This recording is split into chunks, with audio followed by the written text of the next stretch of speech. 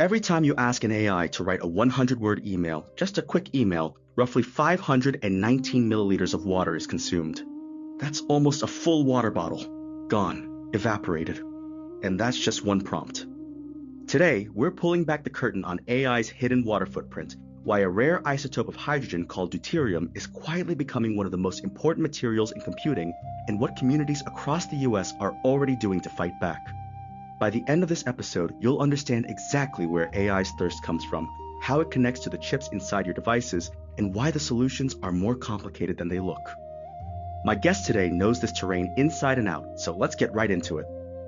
Walk me in. How does sending a text prompt translate into water disappearing somewhere on the planet? So the key thing to understand is that AI is not just software, it's a physical infrastructure system. Behind every chatbot response, every AI-generated image, every search result powered by a language model, there's a data center. And inside that data center, there are servers running at full tilt, generating enormous amounts of heat. Right, and heat has to go somewhere. Exactly. And the most common way to deal with that heat at scale is evaporative cooling. Basically, you pump water through the facility, it absorbs the heat from the servers, and then a significant portion of that water evaporates into the atmosphere. According to research cited in a 2026 report from Great Andhra, around 80% of the water drawn into an evaporative cooling system is permanently lost through evaporation. 80%. So it's not like the water gets recycled back into the local supply. Not in evaporative systems, no. And that's just the direct on-site water use. There's also what researchers call indirect water use, the water consumed by the power plants generating the electricity that runs the data center in the first place. Thermal power plants need massive amounts of water for steam and cooling. So even before a drop touches a server, water has already been spent. So there's like a hidden water cost baked into every kilowatt hour of electricity. Precisely. And according to the Environmental Law Institute, the vast majority of a data center's water footprint actually comes from that indirect use. In the US alone, data centers have an indirect water footprint of about 800 billion liters. The direct cooling water is significant, but it's almost the smaller part of the story. That reframes things completely. I think most people, when they hear AI uses water, they picture like a sprinkler system inside a server room. Yeah, and that mental model misses most of the picture. The 519 milliliters per 100-word response figure, that comes from a peer-reviewed 2025 paper published in Communications of the ACM by researchers Pengfei Li, Xiaolei Ren, and colleagues at the University of California, Riverside.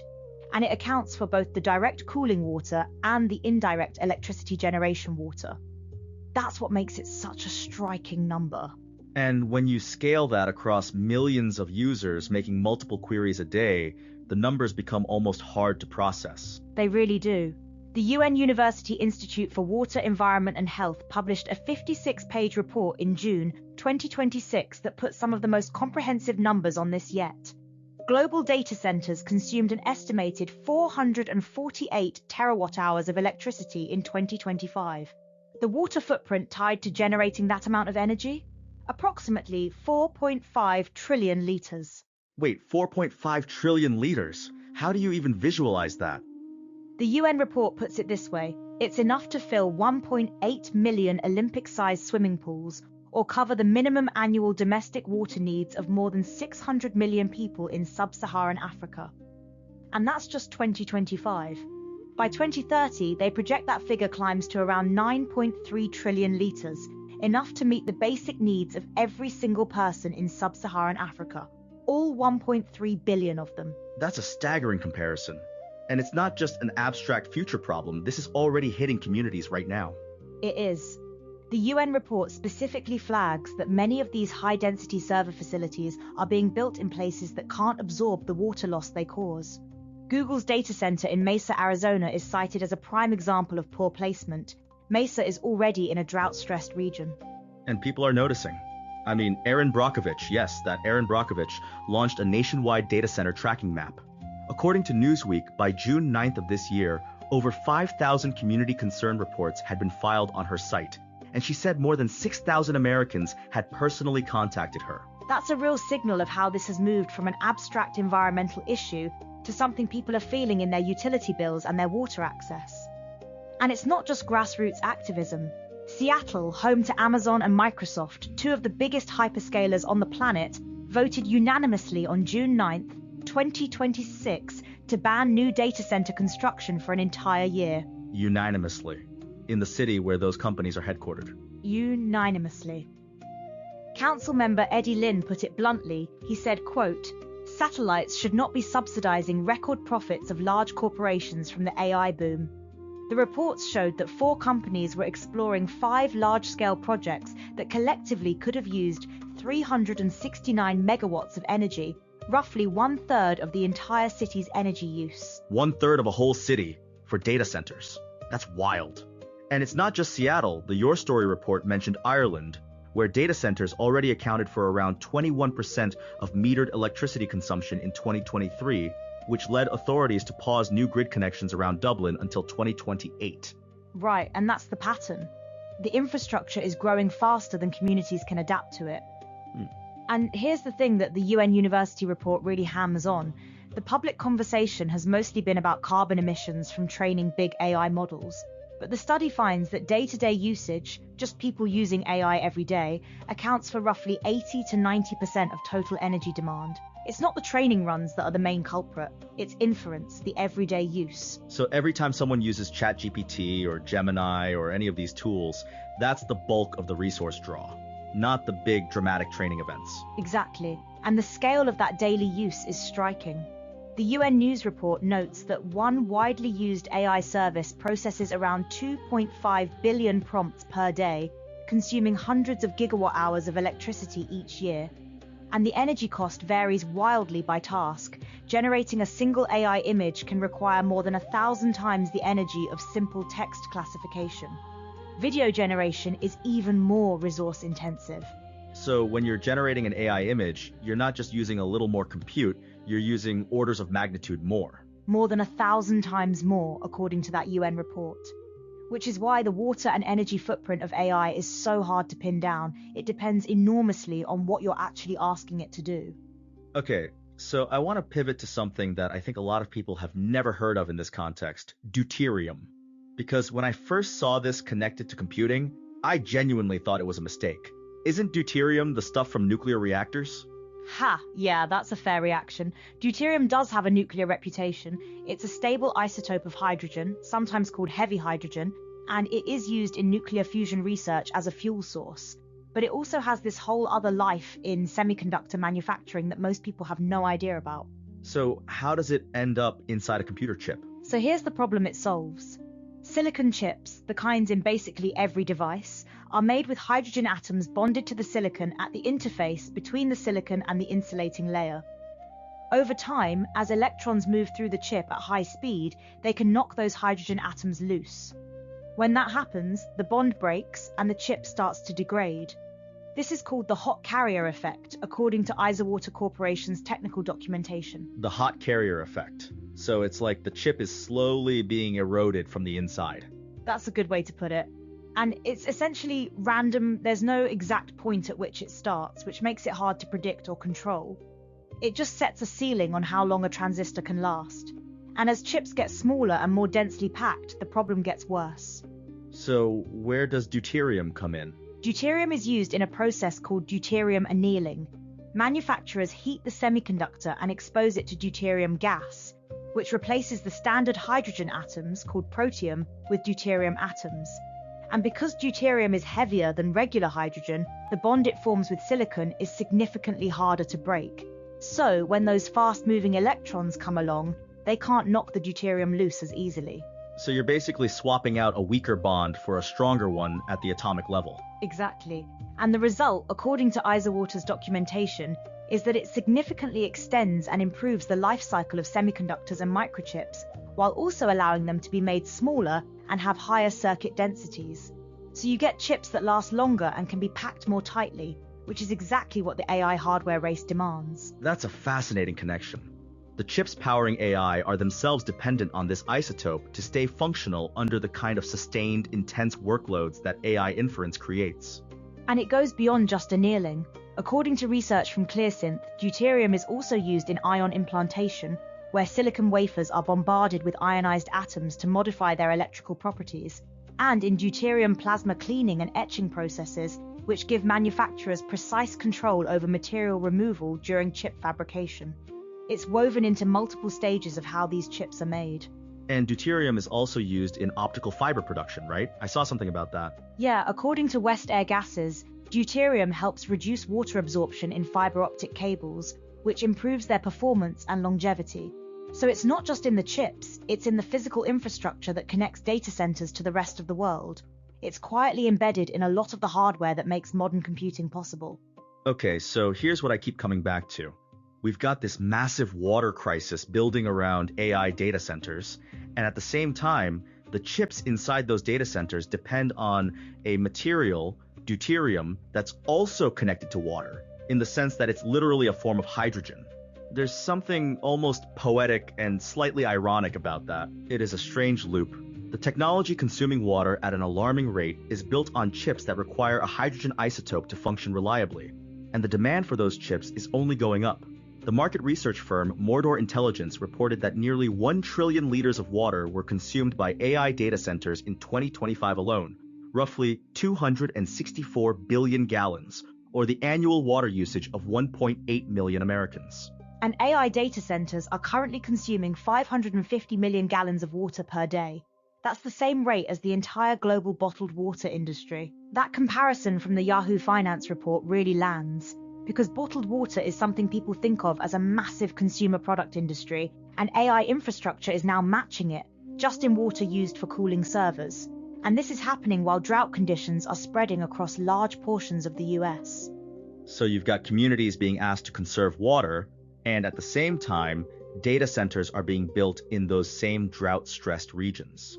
That tension is real. And the UN report makes a point that I think is really underappreciated. The environmental impacts of AI infrastructure are not evenly distributed. The benefits are global, but the burdens fall locally. A community in Arizona or Mexico or Uruguay might be losing water access so that someone on the other side of the world can generate an AI image. That's a real equity issue, not just an environmental one. Exactly. And Jean Su, director of the Energy Justice Program at the Center for Biological Diversity, called the UN University report the first global report to highlight the full extent of the environmental harms of AI. Fengji Yu, an energy engineering professor at Cornell University, noted that it brings much-needed transparency to an industry where full disclosures are rare. That word, transparency, keeps coming up. Because right now, companies aren't required to disclose how much water their data centers use. Right, and that's part of what makes the problem so hard to track. The UN report specifically calls out that indirect water use, the water consumed by power generation, is rarely disclosed in official sustainability reports. So when a tech company says it's net zero or renewable powered, that claim might be accurate on carbon but completely silent on water. And here's the thing that really got me. The UN report points out that switching to certain renewable energy sources can actually increase water consumption and land use, even while reducing carbon. So a data center could be genuinely greener on emissions and simultaneously worse for local water supplies. That's one of the most counterintuitive findings in the whole report. Solutions that look green in one dimension can create new pressures in another. It's why the report argues for measuring AI's environmental impact across carbon, water, and land, not just carbon alone. So what does the industry actually look like when it comes to solutions? Because it can't just be a doom spiral. There are genuine efforts happening. Microsoft is probably the most concrete example. In August 2024, they launched a new data center design that uses chip-level cooling in a closed-loop system. Water circulates between servers and chillers without evaporating. According to Microsoft's own blog post by Steve Solomon, their VP of Data Center Infrastructure Engineering, this design avoids the need for more than 125 million liters of water per year per data center. 125 million liters per data center per year. That's not nothing. It's significant. And Microsoft reported that in their last fiscal year, their data centers operated with an average water usage effectiveness of 0.3 liters per kilowatt hour, a 39% improvement compared to 2021. They've improved their WUE by 80% since their first generation of data centers. Okay, but here's my pushback. Even if individual data centers get more efficient, the total number of data centers is exploding. Doesn't efficiency just get swallowed by scale? That is exactly the tension the UN report identifies. They call it the rebound effect. When AI gets cheaper and more efficient to run, people use it more. So the total resource consumption keeps climbing even as per unit efficiency improves. The report is pretty direct that efficiency improvements alone are unlikely to offset rising demand. So we're essentially running faster on a treadmill. That's a good metaphor. And the numbers back it up. AI currently accounts for about 20% of data center energy use. By 2030, that's projected to reach 40%.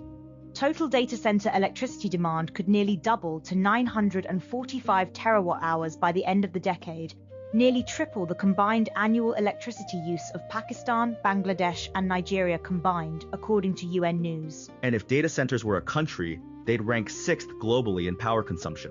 That's from the AI Tech Trend report on the UN findings. 6th, ahead of most actual nations. And the carbon emissions from data centers are already equivalent to Argentina's annual emissions, about 208 million tons of CO2 in 2025. By 2030, that's projected to reach 440 million tons.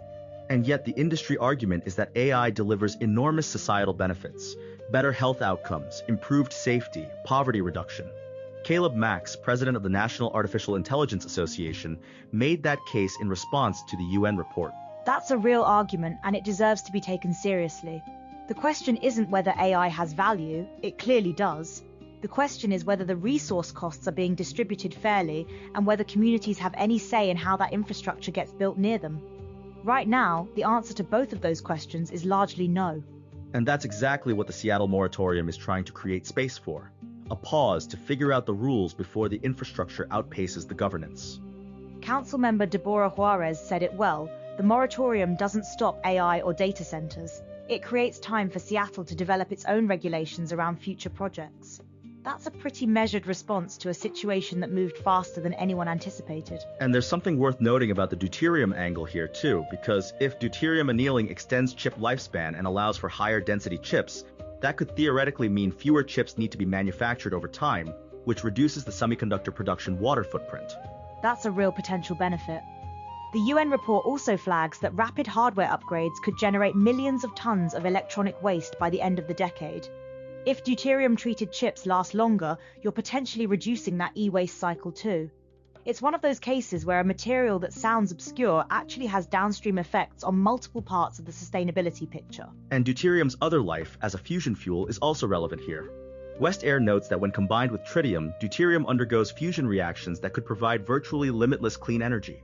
If fusion ever becomes viable at scale, it could power data centers without the water footprint of thermal power plants. That's a longer horizon possibility, but it's not science fiction anymore. The same isotope that's quietly extending chip lifespans today is also at the center of the most promising clean energy research happening right now. It's a material that's doing a lot of work in the background of the tech industry. Okay, I want to make sure we give people a clear picture of the training versus inference distinction, because I think that's something that gets lost. Most people assume the big water and energy cost is in training these massive models. Right, and that assumption is understandable. Training GPT-3 in Microsoft's US data centers, for example, directly evaporated 700,000 liters of clean freshwater, according to the Environmental Law Institute. That's a vivid number. But the UN University study found that day-to-day usage, inference, accounts for roughly 80 to 90% of total energy demand. Training is a one-time cost. Inference is continuous and growing. So the 2.5 billion prompts per day that one widely used AI service processes, that's the real engine of resource consumption. Every single day. And that number is only going up as AI gets embedded in more tools, search, coding assistance, customer support, analytics. The eWeek report on the UN findings makes the point that inference is becoming a recurring infrastructure cost, not a one-time event. Every time AI gets woven into another product, it adds another layer of continuous demand. And there's a trade-off that Ecolab's analysis surfaced that I found really interesting. Going waterless for cooling isn't automatically better, because waterless cooling requires more electricity, and generating that electricity requires water. So you can shift the water footprint without actually reducing it. That's the hidden complexity. Ecolab's report notes that it takes between 570 and 1,100 liters of water to create just 1 megawatt hour of electricity by burning natural gas. So if you switch to air cooling to save water on site, you might be increasing the water consumed off-site at the power plant. The system has to be analyzed holistically, not just at the data center level. Which is exactly what the UN report is trying to push the industry toward, a full accounting of carbon, water, and land, not just the metric that looks best in a press release. And that's where transparency becomes the real lever. Right now, companies can choose what to disclose. The UN report is essentially arguing that the full footprint needs to be visible to governments, to communities, to the people buying cloud services, before anyone can make informed decisions about where and how to build this infrastructure. So when you step back from everything we've covered today, the water bottles evaporating with every email, the 9.3 trillion liters projected by 2030, the deuterium atoms quietly holding chips together, the Seattle moratorium, the Erin Brockovich map with 5,000 community reports, what's the through line? The through line is that AI is a physical system, not just a digital one. Every prompt, every image, every background AI task has a material cost. In water, in energy, in land, in the rare materials that make the hardware work. And those costs are landing on specific communities, in specific places, often without those communities having any meaningful input. And the deuterium piece is a reminder that the solutions are also physical. It's not just about software efficiency or carbon offsets, it's about the actual materials and engineering choices that determine how long chips last, how much water cooling systems use, and where the burden falls. Exactly. And there are real solutions in motion. Microsoft's closed-loop zero evaporation design, the push for more transparent water reporting, the community-level pushback that's actually changing policy in cities like Seattle. The picture isn't hopeless, but the scale of the challenge is genuinely large, and the rebound effect means that efficiency alone won't get us there. Here's what this really comes down to. The next time you use an AI tool, and you will, probably today, you're participating in a system that has a water address somewhere on the planet. That's not a reason to stop using it, but it is a reason to care about where data centers get built, how they're cooled, and whether the communities hosting them have any say in the matter. And it's a reason to pay attention to what companies are actually disclosing versus what they're marketing. Renewable energy and net zero carbon are real goals, but they don't tell you anything about the water footprint. Asking for the full picture is a reasonable thing to demand. Remember that 519 milliliters we started with? The water bottle that disappears every time you ask AI to write an email? By 2030, the UN projects that AI's water footprint could cover the basic needs of every person in sub-Saharan Africa for a full year. That's the distance between one prompt and a planetary resource question. And now you know exactly how we get from one to the other. Thanks for listening to Copilot Podcasts.